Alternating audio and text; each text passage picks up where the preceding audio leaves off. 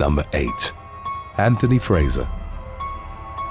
On the evening of April the 18th of 2022, security guard Anthony Fraser arrived early for his shift at an American Seafood and Wings in Atlanta, Georgia. As shown by CCTV footage, 30-year-old Fraser exited his SUV and then tried to light up a cigarette. Simultaneously, a man wearing a face mask approached him from behind. Fraser couldn't see what he was doing, but the security cameras caught him discreetly pulling out a handgun. Moments later, he shot the security guard in the back of the head. The suspect searched him and took his service weapon as well as other unspecified items before walking away. In doing so, he passed an older man who'd witnessed the incident in its entirety while sitting on the curb. The witness, seemingly unfazed by the horrific incident, then got up, walked by Fraser and shook his head without stopping. Not long afterwards, 2 men and a woman rounded the corner and approached the security guard as he was either dead or dying on the sidewalk. It wasn't clear if they had any connection to the shooter, but one of the men bent down to take something off Fraser. They left by the time the police and emergency services arrived at the scene, where Fraser was pronounced dead. Upon reviewing the footage, the police sought to question the witness and the passing trio, while the gunman was identified as career criminal Stanley Henderson, aged 30. A few days after the incident, officers tracked him to an urban encampment not far from the restaurant. They chased him through nearby woods with a canine unit, and one officer was non-fatally injured before Henderson was apprehended. The man was charged with 1 count of felony murder and 2 counts of aggravated assault, while officials noted that robbery was the main reason behind the shooting. Number 7. Calvin Munnerlyn. 45-year-old Michigan woman Charmel Teague was denied entry to a Family Dollar store in Flint because her daughter, Briar Bishop, wasn't wearing a face mask, as mandated by executive orders to stop the spread of COVID-19. Enraged, Charmel then started yelling at the security guard, 43-year-old Calvin Munnerlyn, and spat on him. The latter reportedly responded by pushing her. She then contacted her husband Larry and her son, 23-year-old Ramonier Bishop. Not long after the initial incident, Larry went to the store and asked to speak with the security guard. Munnerlyn tried to de-escalate the situation, but a masked assailant, later identified as Ramonier, walked up behind him and shot him once in the back of the head. Larry and Ramonier ran away from the scene, and the security guard, reported as a father of 9, was later pronounced dead. In the aftermath, Larry fled to Texas, where he was arrested on May the 7th at a hotel in West Houston, while Ramonier was taken into custody the following day in Bay City. The 2 men and Charmel faced charges of felony firearm possession and first-degree premeditated murder. Briar was charged with tampering with evidence, lying to police investigating a violent crime, and accessory after the fact to a felony. As of September of 2022, the 4 family members' fate still remained to be determined by a jury. Number 6. Incident in Greer. In the summer of 2016, law enforcement in Greer, South Carolina, released surveillance photos and asked for the public's help in identifying a shoplifting suspect. The woman, who remained unnamed as of subsequent information, was accused of trying to pepper spray a loss prevention officer when she was caught stealing. The incident took place at a Target on July the 2nd. The officer approached the woman after seeing her filling her purse with clothes and sunglasses from the store. She initially appeared willing to talk to him before pulling out a can of pepper spray. She tried to discharge it at the officer and then took off running, dropping her purse in the process. The suspect, believed to be aged between 18 and 25, fled in a white Dodge Nitro, and store staff subsequently recovered 12 articles of clothing and 2 pairs of sunglasses, totaling $231 from her purse. The loss prevention officer denied medical assistance in the aftermath. Number 5. Natasha Lawson.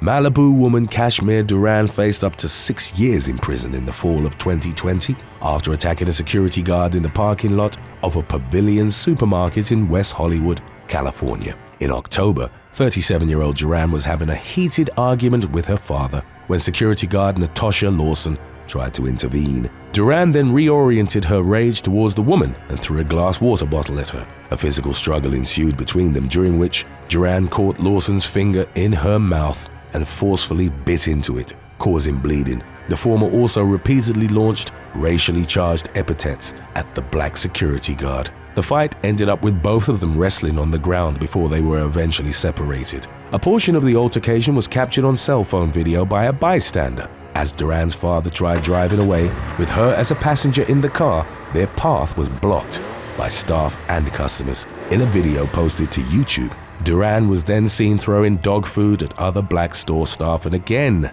using the N-word. She was arrested and charged with 1 felony count each of assault with a deadly weapon and assault by means of force likely to produce great bodily injury, as well as 1 misdemeanor charge of violation of civil rights. As of the latest information available to the media, Duran had pleaded not guilty. Number 4. Zoa Stigler. At around 2 a.m. on May the 12th of 2017, an inebriated man collapsed near the front door of the 30 North Franklin condos in Chicago. Zoa Stigler, who'd been working security at the building for several months, went outside with a mop and bucket to clean up after he'd vomited on the sidewalk. The 46-year-old had initially offered to call for help before telling a stranger who in the meantime had gotten to his feet he couldn't remain in the area. What followed was captured on the building's high-resolution security cameras. The man, later identified as 23-year-old Portage Park resident Matthew DeLeon, was soon joined by 3 companions. He refused to leave and then threw a water bottle at Stigler. The security guard moved towards DeLeon, at which point he punched her in the face, sending her staggering backwards into the bucket. His friends, 2 women and 1 man, didn't intervene and they all walked away. The punch left Stigler with a fractured bone underneath her eye and a broken bone above the bridge of her nose. The security guard was treated at a hospital and informed that she might need surgery for her injuries. Stigler subsequently told the media that she could deal with a black eye and was grateful to be able to go home and see her children and grandchildren. DeLeon later surrendered to the authorities and was charged with aggravated battery, causing great bodily harm, aggravated battery in a public place, and aggravated battery to a peace officer. DeLeon, an active member of the U.S. Army at the time of the incident, was reported as being very remorseful for his actions. He subsequently left the Army with a less than honorable discharge and pleaded guilty to the attack on Stigler. In 2019, he was sentenced to 3 years in prison and would have to serve half of his sentence before being eligible for parole. Number 3.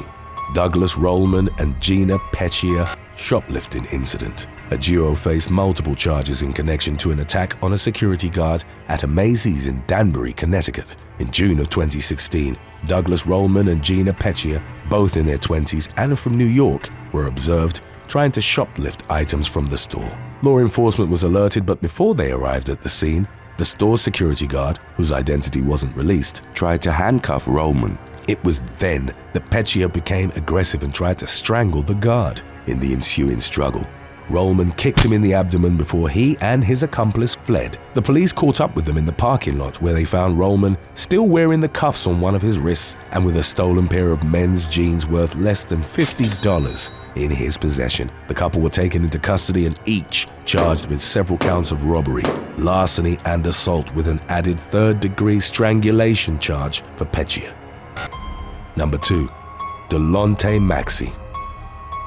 In September of 2022, the authorities in Houston, Texas, released surveillance photos and asked for the public's help in identifying a murder suspect. On the morning of September the 14th, the man had gotten into an argument with 32-year-old Delante Maxi, who was working security at Club Onyx. Maxi had followed in his father's footsteps and, after amassing a decade in experience as a guard, was working towards starting his own security company. He and the suspect exchanged words, during which the latter flashed a gun but didn't fire it before leaving in a Jeep Trackhawk. Moments later, the SUV returned to the club. As Maxi approached the vehicle, he was shot, sustaining critical injuries to which he succumbed in a local hospital. Less than a week after the fatal shooting, the security guard's grieving family pleaded with the suspect to surrender to the police. Maxi's sister addressed the man through the media to say, "You could have just left like it did. You could have just kept going."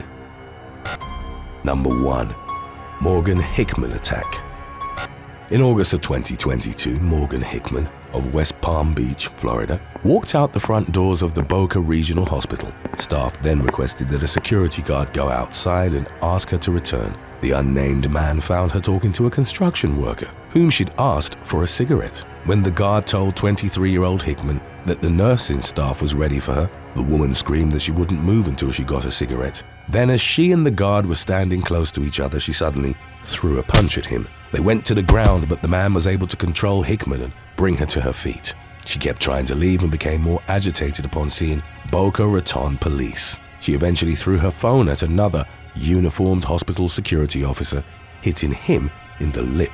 Hickman was arrested and booked into Palm Beach County Jail on the morning of August the 9th on 2 felony counts of battery on a licensed security guard. While in custody, she admitted to having hit the security guard in the face and claimed to have done so because he wasn't listening to her, adding that she'd only wanted a cigarette. Thanks for watching. Would you rather work as a rodeo clown or as a security guard during a riot? Let us know in the comments section below.